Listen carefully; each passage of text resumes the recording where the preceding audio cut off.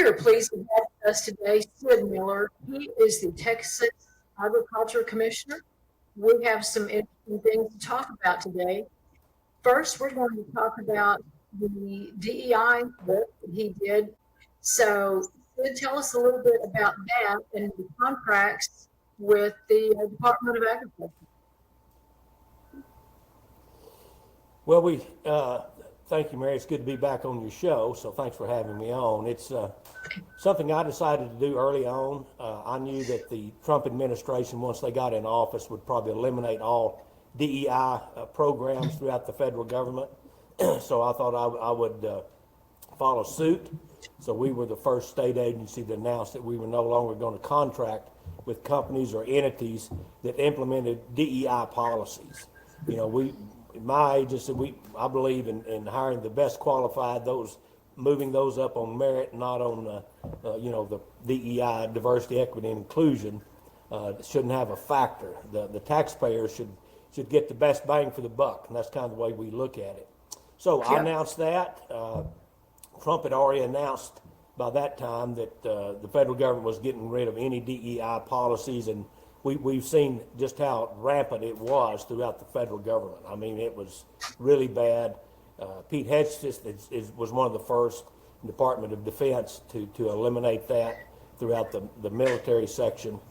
About a week later or several days later, Governor Abbott also announced that the state would no longer tolerate DEI policies, and that any state agency should immediately stop implementing any DEI policies or following any DEI policies. So I think it's not a complete fix, but it's definitely a step in the right direction. I'm very proud of our president and the people that he's got around him. He once said, that we're going to win so much, we're getting tired of winning. We're almost close, because I can't even keep up with all the wins. Every day, I lose count. This man is amazing. So really, really proud of him. He's making a huge difference. That is a fact. It's amazing to watch. And I commented the other day to someone, I also posted on X, I said, this is like having Christmas every morning, because you get up and there's more presents under the tree every morning. And it's awesome. Well, we're very thankful and very blessed. So I want to shift gears a bit. There has been a lot of talk about chickens and fried eggs. And there's some basic economics 101 that I think people need to be mindful of. And that's the fact that millions of chickens have been called slaughtered over the last 4 years. You can't just wave a magic wand overnight and poof, you have chicken and eggs. So as the Texas Agriculture Commissioner, I think you would be the perfect one to talk about that and address that specific issue. Well, we've got some highlights and some lowlights. Unfortunately, we've had to, we call it depopulate, which is kill. We've had to destroy about 70 million chickens because of the avian influenza, or more commonly known as bird flu. Once you get it in a flock, you have no choice. The whole entire hen house, the whole flock has to be destroyed. So you may find a dozen dead birds one morning. By that afternoon, you have to, the whole barn, the whole chicken house has to be depopulated. So that's very, very unfortunate. We've had, for the first time this time last year, in February a year ago, we had outbreaks in our dairy herds in Texas. We'd never had it in cattle before. And then from that, we had some humans infected that were actually working with those cows. So we took immediate measures here in Texas. We changed the way we operate. We quit letting cows, graze on pasture where waterfowl had been, or drink out of ponds where waterfowl had been roosting. We always wash and disinfect the udders of the cows when they come in the milking parlor, but we weren't disinfecting the milkers they went from cow to cow to cow. So now we're disinfecting not only the cows and their udders, but we're also disinfecting the milking equipment between each milking from cow to cow. So very lucky for us, we haven't had any avian influenza in our dairy herd this year. Other states have. We have missed any commercial outbreak in our poultry flocks this time. We did have one poultry operation where we had to put down 1,500,000 birds last year. So, but we missed that. Eastern states, Eastern Seaboard, Georgia, North Carolina, South Carolina are large egg and poultry producing states. They've been hit really, really hard. Like I said, we've had to put down over 70 million birds. So that's why you're seeing eggs at $6, $7, $8 a dozen. The good news is it only takes 3 weeks to hatch a chick. But if you could used to buy those chicks for about less than $1, a piece at the feed store. If you go in Tractor Supply or somewhere now, if they have them, they're about $4 a piece. Hadn't been that long ago. You could go to the grocery store and buy a whole chicken for $4 or $5. So it's driven the prices way up. But the good news is we don't have it in Texas, and it only within 6 months we can have our poultry population back where it was if we can get rid of the bird flu. The other good news is it's carried by migrating waterfowl, and they're headed north, or they will be in 30 to 45 days. That's why we haven't seen any new outbreaks in the south recently. They're starting to clear up in Georgia and North and South Carolina, but you're seeing outbreaks in New York and some of the northern states. So it's on the way out, so that should give us some relief. We're hatching all the chicks we possibly can right now. Putting the hens in egg production and the roosters in broiler production. So hopefully we'll turn the corner, barring no more bird flu outbreaks, within 6 months. Well, that is very good news because people are very much concerned about it. Understandably, It's got a lot of people starting to put in backyard flocks. We have them here in my family. We raise our own eggs and it's actually a great learning experience for the young ones. I've got 5 grandkids under 12, so it's nice that they're now poultry farmers. That's great. It's a good lesson in learning how to take care of something besides yourself and have responsibility. Yeah, it's always to have even a lot of the families within the city limits are allowed to have, up to like 6 hens or something. No roosters. That's kind of a no. No. In town. Roosters are not loud in the morning. Yeah, they are. They have a bad habit of that. But that's in their DNA. That's all they know, and they're not going to change. Well, we'll be back. So, egg prices. The Democrats try to blame Trump on the spike in egg prices, and food prices still hadn't come down. But the reason you're going to see it come down is you're seeing government spend a lot less money. That's Elon right. Musk and the Doge operation. They're cutting millions and billions of dollars every day. So there's a whole lot less government spending. So that always follows by deflation or certainly a lot less inflation. So I think we'll see prices coming down. We've got the 25% tariff now on aluminum and U.S. steel. And I had a gentleman call me and question me about that. He said, I build trailers, and I use a round corner square tubing. And the only place I can get that is in Canada. But I figured out there's now going to cost me 25% more. So I'm just going to buy the tooling, and I'm going to start making it myself. So, well, good. That's exactly what was supposed to happen. We're supposed to quit buying it from overseas and make it ourselves. So it's working right here in my backyard. And this guy will be able to supply his own trailer manufacturing company, but he'll also be able to sell it all over the United States because he'll have a 25% price advantage. Mm-hmm. That is a great example. I love it. Yeah, that's the way it's supposed to work. Right. That's how it's supposed to work, and it is. It's working. I'm happy to do it. It's great to have you back. It's been a while, and I'm always happy when you're on here. It's a fun time. Well, it's always good to see your face and be on your show and talk patriotically. Yes, absolutely. What other tidbits do you have for us today? Well, I tell you, I'm concerned. We had another instance of the mystery seeds from China show up. Back in 2000, we had October of 2022, I guess. We picked up almost 1,000 of these shipments of just mystery seeds from China. This one's a little different.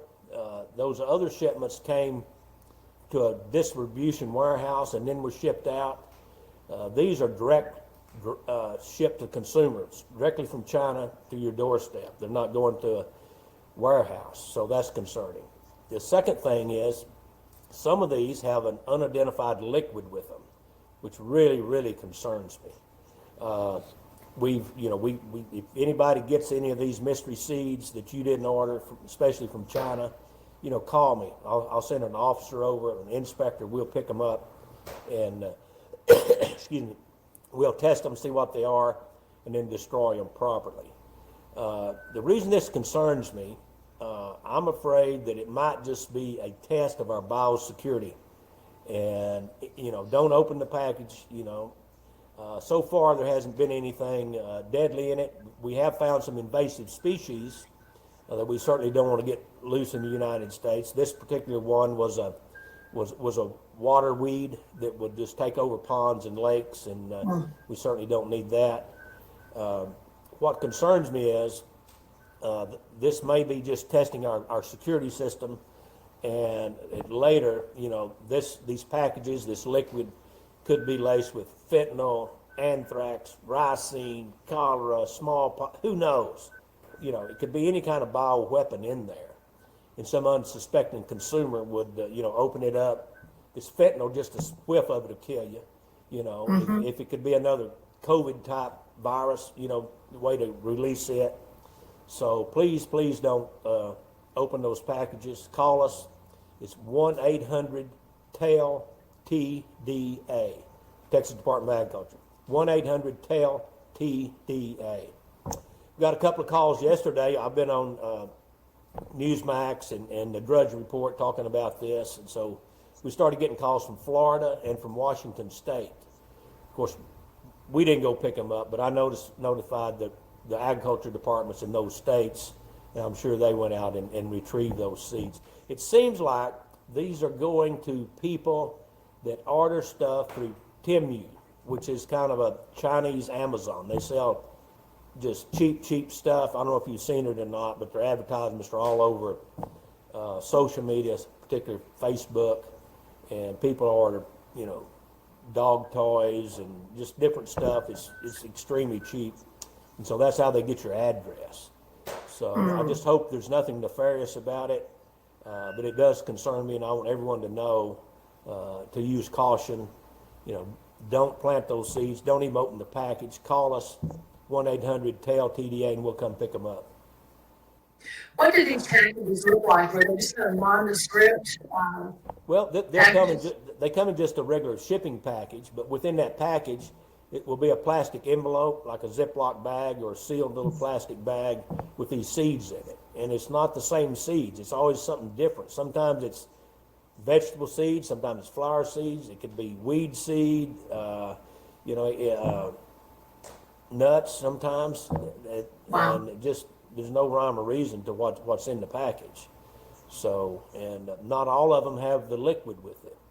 So, I would be very cautious. Just call us and let us take care of it. Okay. That is good to know. 1-800-TEL-TDA. Yeah. Okay. That's great information. What else do you have for us? Well, we had a outbreak of screwworms down in southern Mexico. Of course, the USDA, typical government aid reaction, they immediately spent $160 million and found one case 1,100 miles from Texas, and they immediately shut down the border to importation of livestock. Well, we import about 5% of our feeder cattle from Mexico, and we do that in December and January because we normally graze those out on wheat or winter pasture. So we missed that, so it caused a spike in beef prices for consumers, a spike in feeder cattle prices, and actually ended up causing some losses to our cattle feeders. So I pushed back on that. I mean, it's very safe. We should have never locked the border down. Cattle, for instance, when they are bought to be shipped into the United States, they're put in quarantine pens for several days. Certified veterinarian, USDA veterinarians inspect each animal. And I don't know, I don't want to gross everybody out, but screwworms is nothing but rotting, maggot-infested flesh. If you're within 100 feet of it, you'll know it because it smells just like roadkill. I mean, it's very pungent. So the likelihood of something like that getting through into the United States is zero. You know, a veterinarian is going to catch that. So the border has now opened back up to cattle and bison. So that, I guess everything's back to normal, hopefully. That's good. Well, we're seeing many things in our country return to normal, and that is so welcome. Yeah, we've had another thing that I'm pushing back on is the Monarch butterfly. Who doesn't love Monarch butterflies? I mean, they're great. Right. We love to see them migrating down. Well, there was a push by the Biden administration. Now it's left over for the Trump administration. They want to put that on the endangered species. And what they want to do is not destroy any butterfly habitat. Well, that's 1/3 of the United States, you know, from Canada all the way down to Texas. It's the whole Great Plains. So it would cause huge disruption, and it would do absolutely nothing to address the decline of the monarch butterfly. Actually, we're not the problem. The problem is where they overwinter in Mexico. There's a mountain range just east of Mexico City with a certain forest in it, and it has a certain fir tree in it, and they overwinter in these fir trees in this Mexican forest.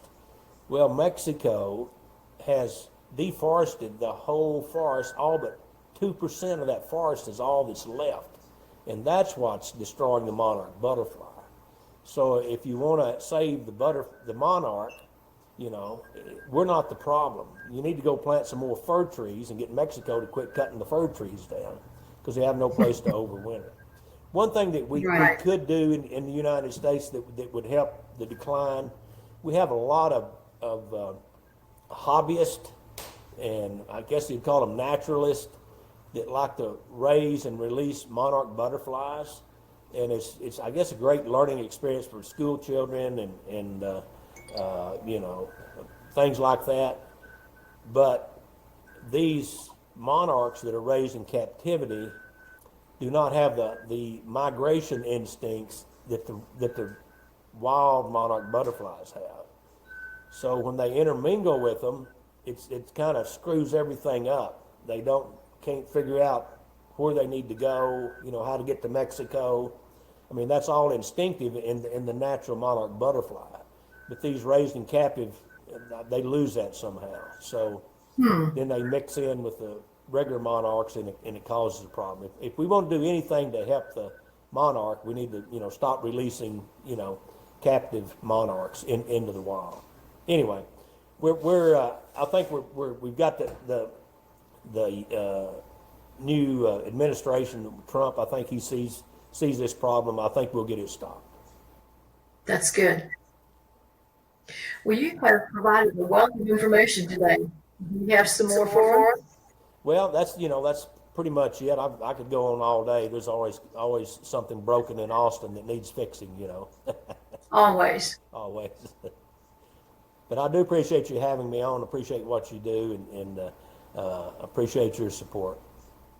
Thank you very much. I appreciate having you on and you taking the time out of your business schedule to come on. So thank you very much. We appreciate it, and we will look forward to having you back on before long. Anytime, my friend. God bless you. Thank you. God bless you. Thanks, Sid. All right. Bye-bye. Bye-bye. Thanks for watching the Awake to Truth podcast. Visit our website at awaketotruth.org and connect with Mary Starr on X at awaketotruth_ and on Rumble at Awake to Truth Ministries. The Awake to Truth podcast, a beacon of hope in a world shrouded by shadows.